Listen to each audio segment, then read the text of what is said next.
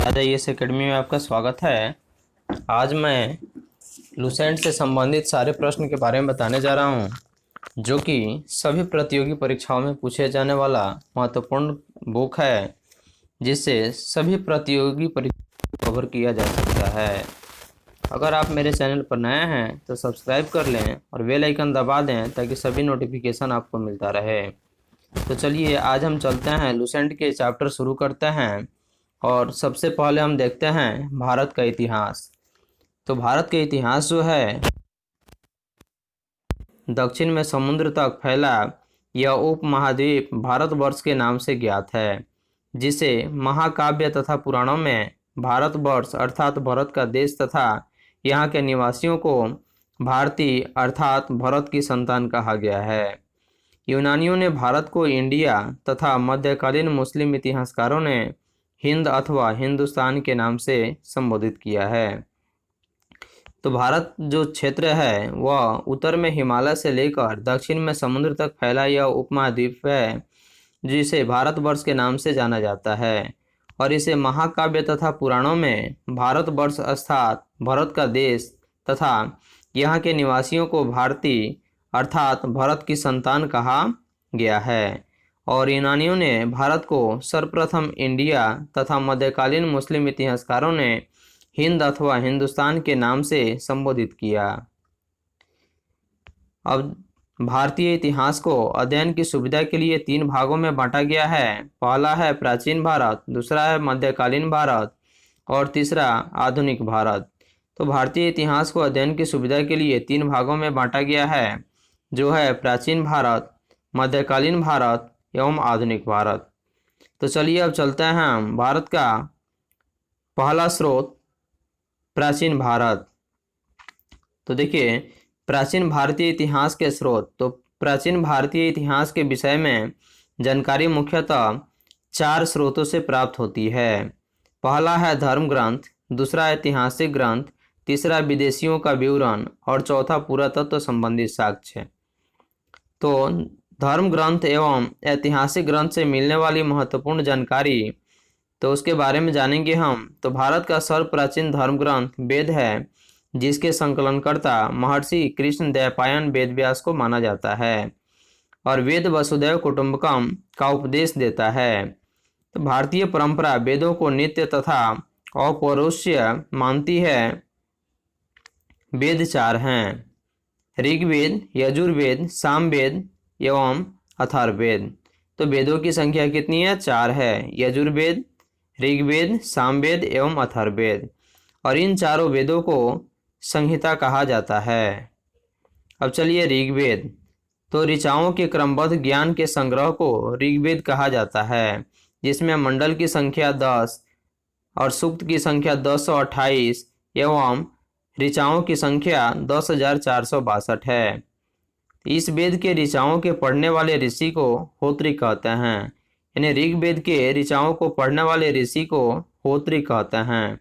इस वेद में आर्य के राजनीतिक प्रणाली एवं इतिहास के बारे में जानकारी मिलती है। विश्वामित्र द्वारा रचित ऋग्वेद के तीसरे मंडल में सूर्य देवता सावित्री को समर्पित प्रसिद्ध गायत्री मंत्र है।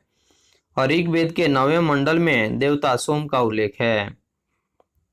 इसके 8वें मंडल की हस्तलिखित ऋचाओं को खिल कहा जाता है। तो ऋग्वेद के 8वें मंडल की हस्तलिखित ऋचाओं को खिल कहा जाता है।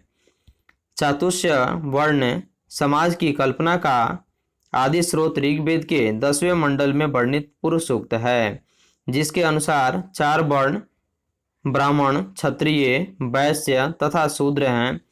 तो आदि पुरुष ब्रह्मा के क्रमशः मुख से, भुजाओं से, जंघाओं और चरणों से उत्पन्न हुए। वामनावतार के 3 पगों के आख्यान का प्राचीनतम स्रोत ऋग्वेद है। ऋग्वेद में इंद्र के लिए 250 तथा अग्नि के लिए 200 ऋचाओं की रचना की गई है। अब यजुर्वेद। सस्वर पाठ के लिए मंत्रों तथा बलि के समय अनुपालन के लिए नियमों का संकलन यजुर्वेद कहलाता है। इसके पाठककर्ता को अर्धयु कहते हैं। तो यजुर्वेद के पाठककर्ता को अथर्ववेद कहते हैं। यजुर्वेद में यज्ञों के नियमों एवं विधि विधानों का संकलन मिलता है और यह वेद एक ऐसा वेद है जो गद एवं पद दोनों में है। यजुर्वेद एक ऐसा वेद है जो गद एवं पद दोनों में है। आगे सामवेद। साम का शाब्दिक अर्थ है गान। इस वेद में मुख्यतः यज्ञों के अवसर पर गाए जाने वाले ऋचाओं मंत्रों का संकलन है। तो साम वेद का अर्थ है, साम का शाब्दिक अर्थ है गान। इस वेद में मुख्यतः यज्ञों के अवसर पर गाए जाने वाले ऋचाओं का संकलन है। ऋचाओं यानी मंत्रों का संकलन है। इसके पाठककर्ता को उद्राद्री कहते हैं और इसे भारतीय संगीत का जनक कहा जाता है। तो सामवेद को भारतीय संगीत का जनक कहा जाता है। अब चलिए अथर्ववेद। तो अथर्वा ऋषि द्वारा रचित इस वेद में कुल 731 मंत्र तथा लगभग 6000 पद हैं और इसके कुछ मंत्र ऋग्वैदिक मंत्रों में से भी प्राचीनतर है। अथर्ववेद कन्याओं के जन्म की निंदा करता है। अथर्ववेद में कन्याओं की निंदा होती है। ऐतिहासिक दृष्टि से अथर्ववेद का महत्व इस बात में है कि इसमें सामान्य मनुष्यों के विचारों तथा अंधविश्वासों का विवरण मिलता है। पृथ्वी सूक्त अथर्ववेद का प्रतिनिधि सूक्त माना जाता है। इसमें मानव जीवन के सभी पक्षों, गृह निर्माण, कृषि की उन्नति, व्यापारिक मार्गों का गहन खोज, रोग निवारण, समन्वय, विवाह तथा प्रणय गीतों, राजभक्ति, राजा का चुनाव, बहुत से वनस्पतियों एवं औषधियों, साप, वशीकरण, प्रायश्चित, मातृभूमि, महात्म्य आदि का विवरण दिया गया है। तो अथर्ववेद में इन सारे बातों की जानकारी मिलती है और इनका विवरण दिया गया है। तो कुछ मंत्रों में जादू टोने का भी वर्णन है। अथर्ववेद में परीक्षित को कुरुओं का राजा कहा गया है तथा कुरु देश की समृद्धि का अच्छा चित्रण मिलता है।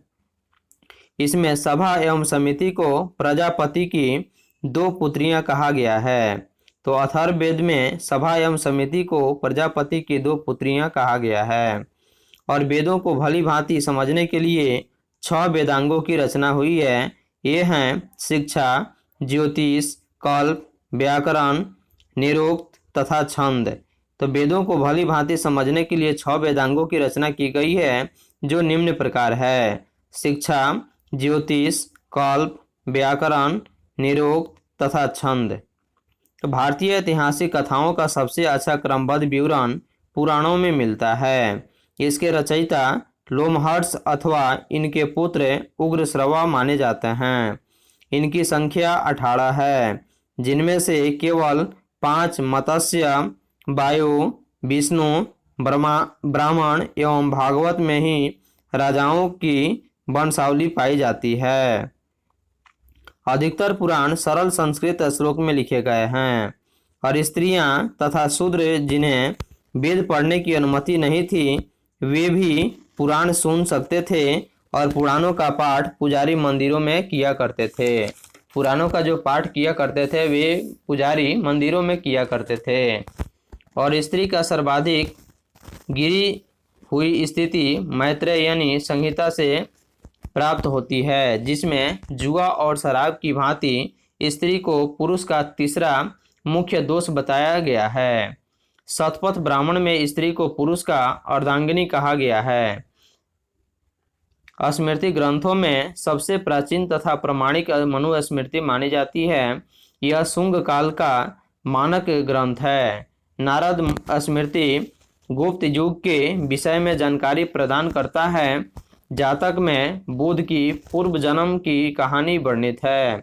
हीनयान का प्रमुख ग्रंथ कथा वस्तु है, जिसमें महात्मा बुद्ध का जीवन चरित्र अनेक कथानकों के साथ वर्णित है। जैन साहित्य को आगम कहा जाता है। जैन साहित्य को आगम कहा जाता है और जैन धर्म का प्रारंभिक इतिहास कल्पसूत्र से ज्ञात होता है। जैन ग्रंथ भगवती सूत्र में महावीर के जीवन कृतियों तथा अन्य समकालिकों के साथ उनके संबंधों का विवरण मिलता है। अर्थशास्त्र के लेखक चाणक्य, कौटिल्य या विष्णुगुप्त हैं। यह 15 अधिकरणों एवं 180 प्रकरणों में विभाजित हैं। तो अर्थशास्त्र के लेखक जो हैं चाणक्य हैं, जो कौटिल्य या विष्णुगुप्त हैं, और यह 15 अधिकरणों एवं 180 प्रकरणों में विभाजित है। इससे मौर्यकालीन इतिहास की जानकारी प्राप्त होती है। संस्कृत साहित्य में ऐतिहासिक घटनाओं को क्रमबद्ध लिखने का सर्वप्रथम प्रयास कलहन के द्वारा किया गया। कलहन द्वारा रचित पुस्तक राजतरंगिणी है, जिसका संबंध कश्मीर के इतिहास से है। तो राजतरंगिणी जो है वह कलहन द्वारा रचित पुस्तक है, जिसका संबंध कश्मीर के इतिहास से है। अरबों की सिंध विजय का वृतांत चचनामा लेखक अली अहमद में सुरक्षित है। यानी कि अरबों का सिंध विजय का वृतांत जो है वह चचनामा में है, सुरक्षित है, जिसके लेखक अली अहमद हैं। अष्टाध्यायी यानी संस्कृत भाषा व्याकरण की प्रथम पुस्तक है, जिसके लेखक पाणिनि हैं। तो अष्टाध्यायी के लेखक कौन हैं? पाणिनि। तो इससे मौर्य के पहले का इतिहास तथा मौर्ययोगीन राजनीतिक अवस्था की जानकारी प्राप्त होती है। तो कात्यायन की गार्गी संहिता एवं ज्योतिष ग्रंथ हैं, फिर भी इसमें भारत पर होने वाले यवन आक्रमण का उल्लेख मिलता है। पतंजलि पुष्यमित्र शुंग के पुरोहित थे। इनके महाभाष्य के शुंगों के इतिहास का पता चलता है।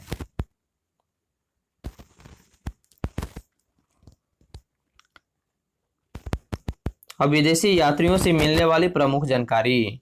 तो सबसे पहले यूनानी रोमन लेखक तो टेसियस, यह ईरान का राजवैद्य था। टेसियस कौन था? ईरान का राजवैद्य था, जिन्होंने भारत के संबंध में इसका विवरण आश्चर्यजनक कहानियों से परिपूर्ण होने के कारण अविश्वसनीय है।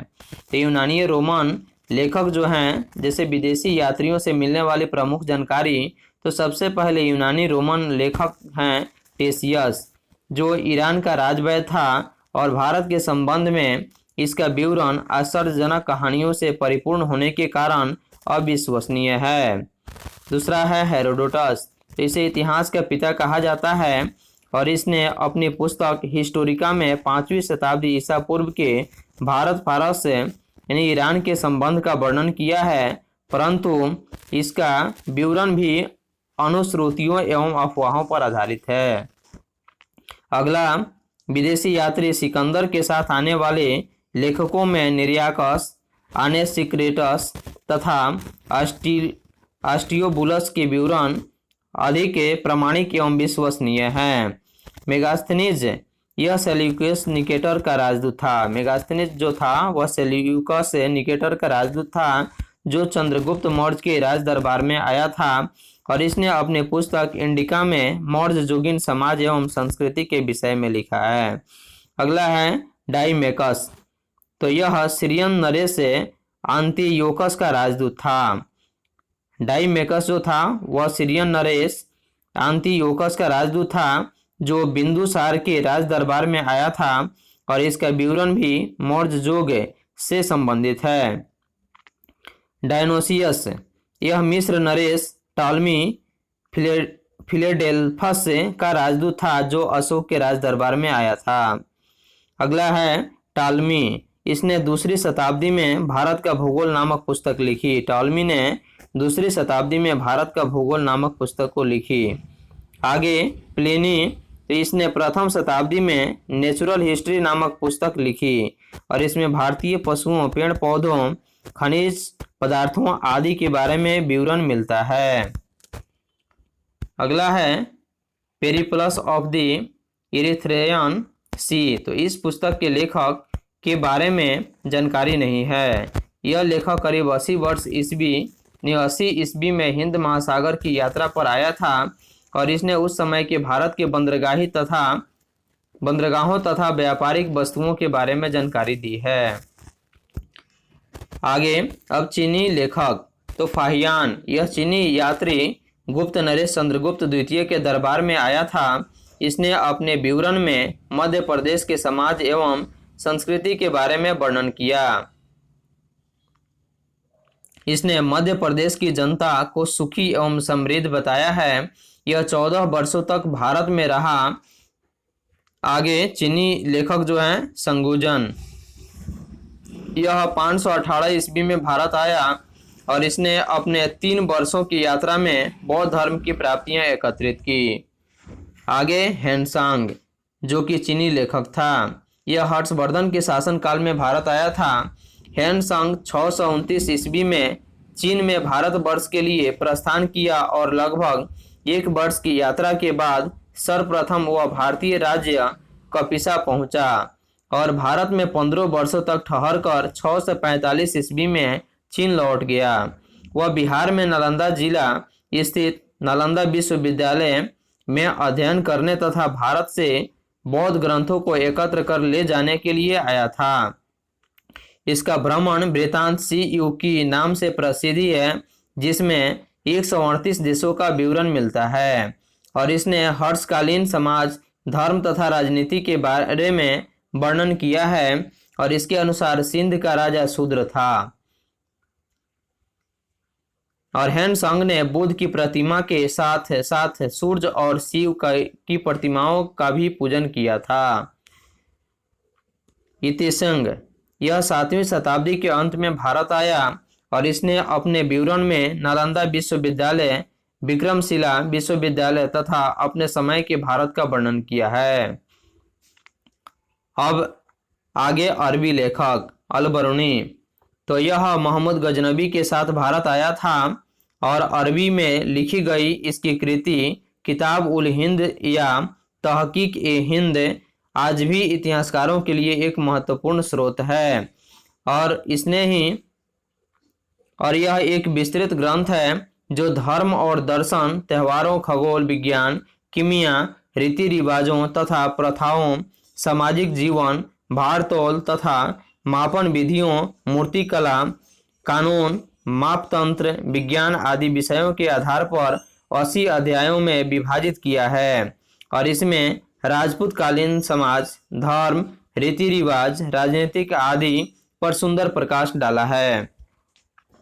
अब आगे इब्न बतूता, तो इसके द्वारा अरबी भाषा में लिखा गया उसका यात्रा वृत्तांत, जिसे रिहला कहा जाता है, जो 14वीं शताब्दी में भारतीय उपमहाद्वीप के सामाजिक तथा सांस्कृतिक जीवन के विषय में बहुत ही प्रचुर तथा सबसे रोचक जानकारियां देता है। 1333 ईस्वी में दिल्ली पहुंचने पर इसकी विद्वता से प्रभावित होकर सुल्तान मोहम्मद बिन तुगलक ने उसे दिल्ली का काजी या न्यायाधीश नियुक्त किया। आगे अन्य लेखक जैसे तारानाथ, तो यह एक तिब्बती लेखक था। इसने कंग्यूर तथा तंग्यूर नामक ग्रंथ की रचना की। इसने भारतीय इतिहास के बारे में जानकारी मिलती है। आगे मार्को पोलो, यह 13वीं शताब्दी के अंत में पांड्य देश की यात्रा पर आया था और इसका विवरण पांड्य इतिहास के अध्ययन के लिए उपयोगी है। अब चलिए पुरातत्व संबंधी साक्ष्य से मिलने वाली जानकारी। तो 1400 ईसा पूर्व के अभिलेख बोगाज कोई एशिया माइनर से वैदिक देवता मित्र, वरुण, इंद्र और नासत्य अश्विनी कुमार के नाम मिलते हैं। मध्य भारत में भगवत धर्म विकसित होने का प्रमाण यवन राजदूत होलियोडोरस के वेशनगर विदिशा गरुड़ स्तंभ लेख से प्राप्त होता है। तो सर्वप्रथम भारतवर्ष का जिक्र हाथी गुम्फा अभिलेख में है। तो सर्वप्रथम भारतवर्ष का जो जिक्र है वह हाथी गुम्फा अभिलेख में है। सर्वप्रथम दुर्भिक्ष का जानकारी देने वाला अभिलेख सहगौरा अभिलेख हैं और इस अभिलेख में संकट काल में उपयोग हेतु खाद्यान्न सुरक्षित करने का भी उल्लेख है। तो सर्वप्रथम भारत पर होने वाले हुन आक्रमण की जानकारी भीतरी स्तंभ लेख से प्राप्त होती है। सती प्रथा का पहला लिखित साक्ष्य एरन अभिलेख यानी शासक भानुगुप्त से प्राप्त होती है। तो सती प्रथा का पहला अभिलेख जो है, लिखित अभिलेख साक्ष्य जो है, वह एरन अभिलेख यानी शासक भानुगुप्त से प्राप्त होता है। सातवाहन राजाओं का पूरा इतिहास उनके अभिलेखों के आधार पर किया गया है। रेशम बुनकर की श्रेणियों की जानकारी मंदसौर अभिलेख से प्राप्त होती है। कश्मीरी नवपाषाणिक पुरास्थल बुर्जहोम से गर्तावास यानी गड्ढा घर का साक्ष्य मिला है। तो कश्मीरी नवपाषाणिक पुरास्थल बुर्जहोम से गर्तावास यानी गड्ढा वाला घर का साक्ष्य मिला है। इसमें उतरने के लिए सीढ़ियां होती थी। प्राचीनतम सिक्कों को आहत सिक्के कहा जाता है और इसी को साहित्य में करसापर्ण कहा गया है। सर्वप्रथम सिक्कों पर लेख लिखने का कार्य यवन शासकों ने किया। तो सर्वप्रथम सिक्कों पर लेख लिखने का जो कार्य किया वह यवन शासकों ने किया और समुद्र गुप्त की वीणा बजाती हुई मुद्रा वाले सिक्के से उसके संगीत प्रेमी होने का प्रमाण मिलता है। अरिकेमेंडो तो पुदुचेरी के निकट से रोमन सिक्के प्राप्त हुए हैं। उत्तर भारत के मंदिरों की कला की शैली नागर शैली एवं दक्षिण भारत के मंदिरों की कला द्राविड़ शैली कहलाती है। तो उत्तर भारत के मंदिरों की कला की शैली जो है वह नागर शैली कहलाती है एवं दक्षिण भारत के मंदिरों की कला जो है वह द्राविड़ शैली कहलाती है। दक्षिणापथ के मंदिरों के निर्माण में नागर और द्रविड़ दोनों शैलियों का प्रभाव पड़ा, अतः यह वेसर शैली कहलाती है। तो दक्षिणापथ के मंदिरों के निर्माण में नागर और द्रविड़ दोनों शैलियों का प्रभाव पड़ा, अतः इसे वेसर शैली के नाम से जाना जाता है। यह वेसर शैली कहते हैं। अगला है पंचायतन। शब्द मंदिर रचना शैली से संबंधित है। तो पंचायतन शब्द जो है वह मंदिर रचना शैली से संबंधित है और एक हिंदू मंदिर तब पंचायतन शैली का कहलाता है जब मुख्य मंदिर 4 सहायक मंदिरों से घिरा होता है। तो पंचायतन मंदिर के उदाहरण हैं कंदरिया महादेव मंदिर खजुराहो, ब्रह्मेश्वर मंदिर भुवनेश्वर में, लक्ष्मण मंदिर खजुराहो में, लिंगराज मंदिर भुवनेश्वर में, दशावतार मंदिर देवगढ़ उत्तर प्रदेश में, गोंडेश्वर मंदिर महाराष्ट्र में। चलिए अब आगे प्रागैतिहासिक काल। तो जिस काल में मनुष्य ने घटनाओं का कोई लिखित विवरण उद्धृत नहीं किया उसे प्रागैतिहासिक काल कहते हैं। प्रागैतिहासिक काल किसे कहते हैं? तो जिस काल में मनुष्य ने घटनाओं का कोई लिखित विवरण उद्धृत नहीं किया उसे प्रागैतिहासिक काल कहते हैं। और मानव विकास के इस काल को इतिहास कहा जाता है जिसका विवरण लिखित रूप में उपलब्ध है। अर्ध ऐतिहासिक काल उस काल को कहते हैं जिस काल में लेखन कला के प्रचलन के बाद उपलब्ध लेख पढ़े नहीं जा सकते हैं। ज्ञानी मानव का प्रवेश इस धरती पर आज से लगभग 30 या 40 हजार वर्ष पूर्व हुआ। तो ज्ञानी मानव का प्रवेश जो इस धरती पर हुआ आज से लगभग 30 या 40 हजार वर्ष पूर्व हुआ। पूर्व पाषाण युग या पूरा पाषाण युग के मानव की जीविका का मुख्य आधार शिकार था। शिकार पूरा पाषाण काल में आदि मानव के मनोरंजन के भी साधन थे। शिकार जो था वह पूर्व पाषाण युग का या पूरा पाषाण युग के मानव की जीविका का मुख्य आधार शिकार था, जो कि पूरा पाषाण काल के आदि मानव के मनोरंजन के भी साधन भी था। आग का आविष्कार पूरा पाषाण काल में एवं पहिए का आविष्कार नव पाषाण काल में हुआ। आग का आविष्कार पूरा पाषाण काल में हुआ और पहिए का आविष्कार नव पाषाण काल में हुआ।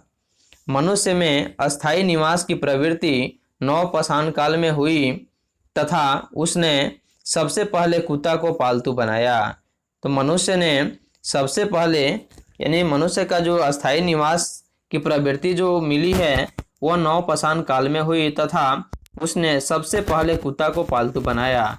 इसलिए मनुष्य का पालतू पहला पशु कौन है? कुत्ता। मनुष्य ने सर्वप्रथम तांबा धातु का प्रयोग किया तथा उसके द्वारा बनाया जाने वाला प्रथम औजार कुल्हाड़ी था।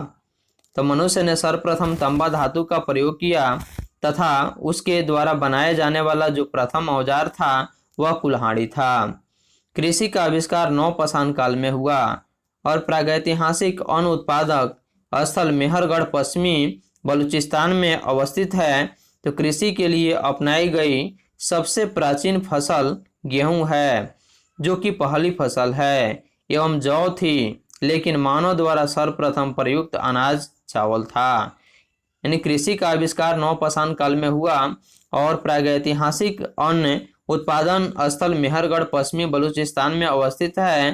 कृषि के लिए अपनाई गई सबसे प्राचीन फसल जो है वह गेहूं पहली है एवं जौ थी, लेकिन मानव ने सर्वप्रथम अनाज का यानी चावल अनाज का उपयोग किया। कृषि का प्रथम उदाहरण मेहरगढ़ से प्राप्त हुआ है। कृषि का प्रथम उदाहरण मेहरगढ़ से प्राप्त हुआ है।